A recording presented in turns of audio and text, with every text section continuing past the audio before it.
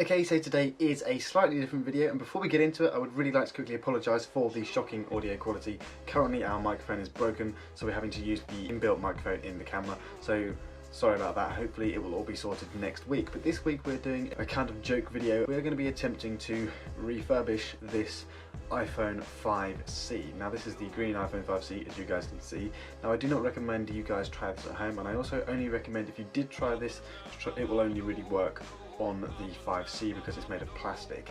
But the idea is we're going to be hopefully refurbishing it, trying to get rid of some of these scratches and dents in the back of the device, and we're also going to be replacing the buttons on the side of the device as well. I'm going to be using some professional tools which will cost more, but you don't necessarily have to have those to do this. But without any further ado guys, let's get into this video and see what we can do to this iPhone. To give you an idea of what we are working with here, so you can see we've got some pretty major dents at the top of the device there. We're going to be replacing all of these buttons on the side and putting some new ones on that I got off eBay or Amazon for only about a couple of quid. You can see we've got some big dents there at the top hand corner, and again at the bottom of the device we've got some dents. Now I don't think we're going to be able to remove those dents completely or even at all, but if you can see on the back of the device we do actually have some small little potholes, I guess you could call them, and we're going to be trying to polish those out today. Now in terms of the screen, I've got a glass screen protector on, and the screen is really fine, to be honest. I'm not going to be doing a lot there. It's mainly trying to sort out some of the handiwork on the side of the phone. Now the SIM tray is new. The only thing that does need replacing is the power button, the volume buttons and the slider. So what I'm going to do now is take the back of the phone and take these buttons out, because when I'm polishing I do not want to be filing these down as well. Okay, so you can see I actually decided in the end not to take the buttons out. Now the reason for this is because if I took them out there would be a hole, so any polishing powder would get into the centre of the device.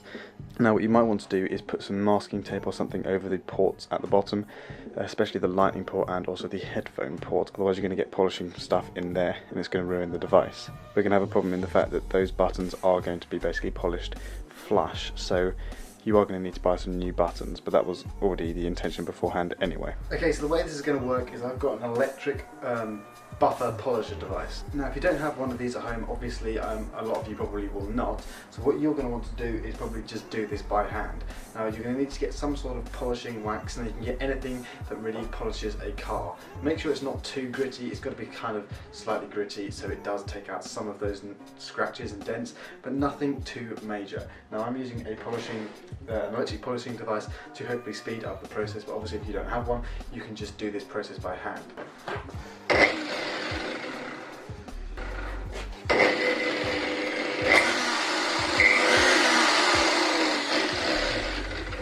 So one thing you are going to need to do if you are using one of these is make sure you've put some water on it so it's slightly damp, otherwise you're just going to burn the back of your phone.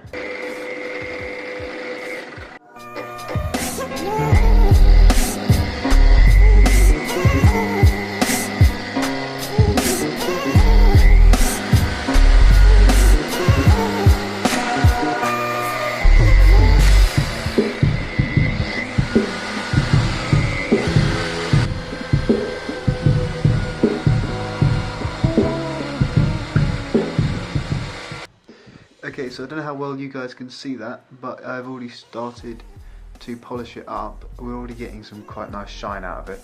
Obviously you can't see that very well on camera, but it's definitely working. I will say if you did do this by hand it would take you a lot longer.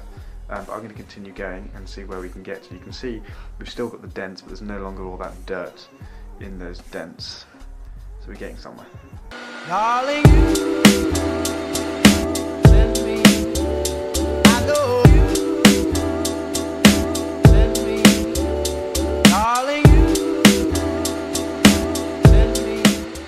okay, so the polishing is now complete. You can see that it has made a huge difference. There are now no longer the dents at the top here where there were before. We've still got some minor dents in the top corners here and also here. So you can still, we've got some minor dents there. When you look along the side, it's not too bad. However, we still do have, in some glimpse of the light, you can see those small little potholes in the back of the phone. Managed to get quite a few of them out, but I'm not really sure how there are so many. But obviously you can see I can't go much further, otherwise I'm going to start to go through the plastic.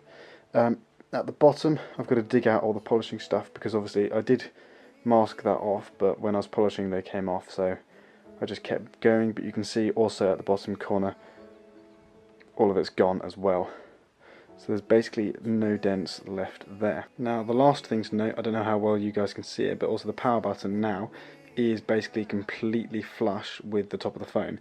So I'm going to have to replace that like I said at the beginning, and also these buttons are also a lot smaller than they were before. Now that's because I've obviously polished it. So this is where the magic happens. This is the spare buttons.